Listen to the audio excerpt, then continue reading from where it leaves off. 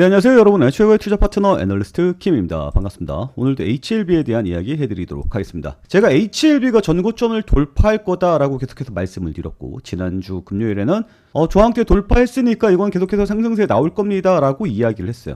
그래서 여러분들은 통장에 빨간색이 묻으면 계속해서 흥분하는 경향이 있기 때문에 절대 팔지 마셔라. 오늘 양봉이 뜨더라도 지금 팔 때 절대 아니니까 버티셔라 라고 말씀을 드렸는데, 물론 우리 채팅방에 있는 사람들은 안 파셨겠지만 우리 개인들은 오늘 어마어마하게 매도를 하셨다. 이제 상승 초입이에요. 이 보면 알겠지만 저항대가 이렇게 있잖아요. 이 뚫고 올라가는 초입인데 이렇게 던지는 게 너무나 아쉽다라는 생각이 들어요. 그래서 여러분들이 계속해서 못 팔도록 계속해서 방어를 해보도록 하겠습니다. 그리고 오늘 새로운 이슈가 하나 나왔어요. 수급적인 부분에서 나왔던 이슈인데 그거는 이따가 말씀드려보도록 하겠습니다. 제가 여러분들을 계속해서 막아드릴 수 있도록 저에게 계속해서 응원을 해주시기 바랍니다. 화면 두 번 톡톡, 그리고 구독과 좋아요 눌러주시고, 그리고 제가 실시간으로 여러분들 계속해서 컨트롤 해드릴 거예요. 저희 채팅방에 들어오시면 더 이상 금방 팔고 나가겠다는 유혹을 던져버리고 상승세 계속해서 유지시켜 나갈 수 있을 겁니다.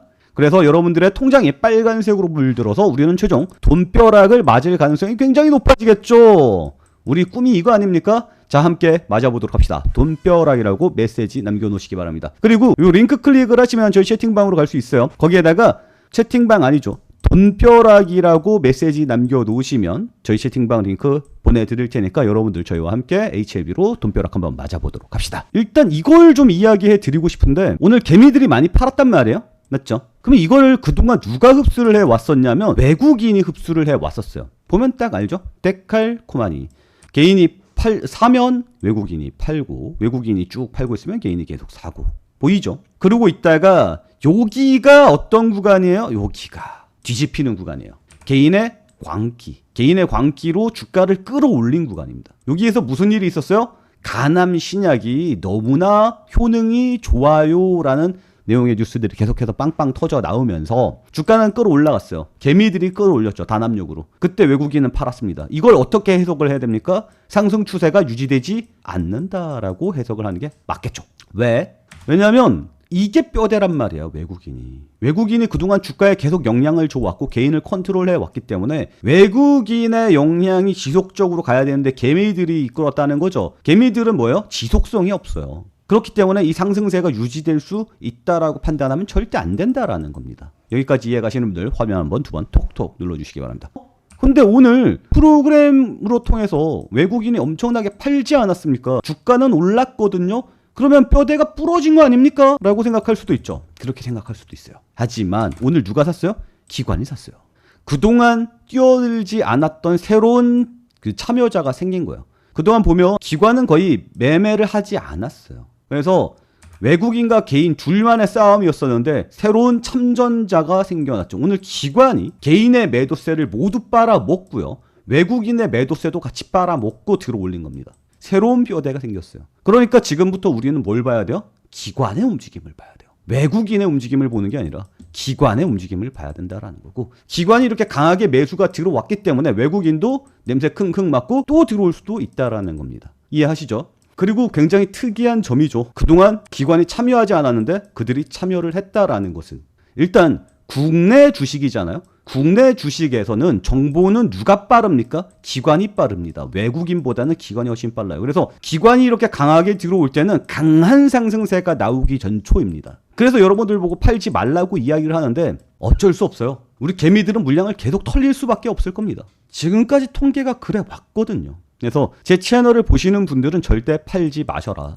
새로운 주가를 이끄는 선도자가 세력이 나타났다. 그러니 그들의 붕괴가 일어나기 전까지는 우리는 절대 팔면 안 된다. 단합하자. 이겁니다. 그래서 제가 댓글에다가 돈벼락이라고 메시지 남기를 하고 계속해서 강조를 해드리는 겁니다. 우리 뭉쳐야 됩니다. 아시겠죠? 그리고 이 기관 중에서도, 기관도 많지 않습니까? 금융투자도 있고 투신도 있고 보험, 은행, 종금, 연기금, 사모펀드 많잖아요. 얘네들 중에 누가 이렇게 강한 매수세를 보였냐면 금융투자입니다. 금융투자가 강하게 들어와서 끌어올렸다. 앞으로 우리는 금융투자의 움직임을 봐야 한다. 점 다시 한번 강조를 해드리도록 하겠습니다. 이것도 좀 이야기를 해드리고 싶은데 오늘 저렇게 강한 상승세가 나왔었던 이유가 뭐냐면 이것 때문이거든요. 감염 신약을 FDA에다가 허가 신청, 재신청을 하였다라는 내용이에요. 그리고 내용을 보면 이런 내용이 있습니다.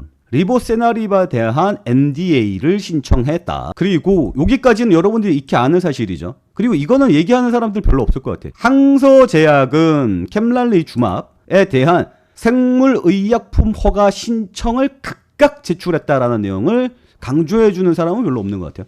간암 신약을 할 때 우리는 다들 알고 있어요. 상식적으로 HLB의 신약과 플러스 항서제약의 신약을 합쳐서 병용요법으로 간암 신약을 신청한다.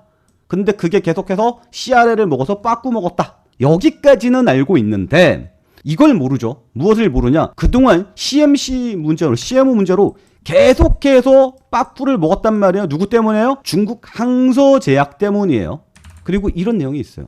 계속해서 빠꾸 먹을 때 무슨 내용이 있었냐면 중국의 항서제약의 켐랄리주맙이 미국의 정식 승인을 받기 전까지 리보세나립 단독 허가는 불가한다라는 이야기가 있었어요. 그러니까 이 켐랄리주맙이 통과가 안 되면 결국은 또 이번에도 빠꾸 먹을 가능성이 있다라는 얘기예요. 근데 그동안 얘네들이 켐랄리주맙에 대한 정식 허가 신청서를 내지 않았었단 말이에요. 근데 이번에 간암 신청 요거를 신청하면서 FDA에다 신청을 하면서 중국의 켐랄리주맙도 같이 신청이 들어갔다는 점이 포인트입니다. 지금까지는 달랐어요. 지금까지는 간암이랑 중국 항서제약이랑 이중 같이 들어가는 거기 때문에 병용용법이니까 이건 하나의 약으로 보는 게 맞아 이러고 계속 신청을 했었던 거고 미국은 중국 거는 신청이 안 됐지 허가도 안 받은 걸 어떻게 해줘. 그래서 빠꾸를 먹은 거예요. 중국 거 계속 CMC 계속 신청하다가 안 되네. 그래서 이번에는 100기 신청하자. 그래서 각각 신청했다는 겁니다. 요거 중요한 포인트. 그러면 중국의 켐랄리주맙 이거 신청을 왜 그동안 망설였었을까? 요거를 생각을 해봐야겠죠. 요거는 이것 때문에 그렇죠. 미국의 생물보안법. 미국의 생물보안법이 뭐예요? 미국이 중국을 계속해서 견제를 하고 있잖아요. AI가 잘 나가려고 그러니까 반도체 막아버리죠. 엔비디아 보고 그래픽카드 팔지 말라 그러죠. 등등등등 미국보다 좀 잘 나가려 그러면 그냥 끊어버리잖아요. 다리를. 생물보안법도 그런 거예요. 그동안 중국이 인건비가 싸니까 미국의 제약사들이 중국으로 엄청 넘어갔어요. 그래서 중국에다가 공장을 엄청 지었어요. 그래서 미국에서는 시작 개발을 하고 그거 왕창 찍어내는 데를 중국에서 찍어냈다고요. 그러니까 중국이 미국 돈 받아먹으면서 찍어내다 보니까 노하우가 발전하죠. 그리고 중국의 교육열은 어마어마하다는 사실 알죠? 그러다 보니 이쪽으로 돈을 엄청나게 때려 부었고 중국의 바이오가 엄청나게 발전을 하면서 전 세계 의학 저널에 나오는 논문의 50 이상이 중국인이 제출하게 되는 겁니다. 어마어마하죠. 그리고 미국이 AI를 막았잖아요. AI의 50% 이상도 논문의 50% 이상도 중국인이 제출을 한 거예요. 그래서 부랴부랴 막아버린 겁니다. 그러니까 중국이 또 의약품 쪽으로 또 불이 나게 성장을 하니까 이걸 또 빨리 막아야겠죠. 그래서 생물보안법이라는 게 나왔어요. 중국을 견제하자 이겁니다. 그래서 한국 바이오에 반사이익이 생긴다라는 거예요. 중국에서 그동안 만들어 왔었던 이 제약들 중국 만들지 마. 그럼 누가 만들어야 돼? 한국이 만들 가능성이 높다. 그래서 한국 바이오 쪽이 올라간다. 이거고. 그러니 지금 우리 HLB가 한국 제약이랑 중국 제약이랑 합쳐갖고 병용용법을 내서 미국에다가 허가를 내려고 하니 이 중국 놈들 때문에 계속해서 걸렸던 거예요. 리스크가 있어요? 없어요? 리스크가 있죠. 리스크가 계속해서 존재를 해요. 그래서 이번에도 안 될 수도 있죠. 그러면 HLB는 그럼 이대로 끝내야 되느냐? 간염 하나만 보고 가야 되느냐? 그건 아니죠. 그래서 뭘 했어요? 독자적으로 승인 신청을 하나가 더 들어가죠. 뭐가? 담관암이. 그러니까 간암은 항서제약이랑 꿍짱꿍짱해서 병용요법으로 가는 걸 신청을 한 거고 이건 신청이 들어간 거예요. 이거 뉴스가 오늘 나온 게 이겁니다. 담관암도 같이 신청하겠다라고 이야기했어요. 이거는 HLB 독자 기술입니다. 그러니까 지금 파이프라인을 2개로 놓고 가는 거예요. 그래서 이번에 간암이 찌그러지더라도 담관암으로 계속해서 먹고 살 수 있다. 요걸 보여주는 겁니다. 기대감 계속해서 이어질 가능성이 높다. 여기까지 이해 가시는 분들 화면 2번 톡톡 눌러주시기 바랍니다. 아시겠죠? 그리고 HLB가 또 손 놓고 가만히 있을 수는 없잖아요. 미국의 생물보안법 한다는데.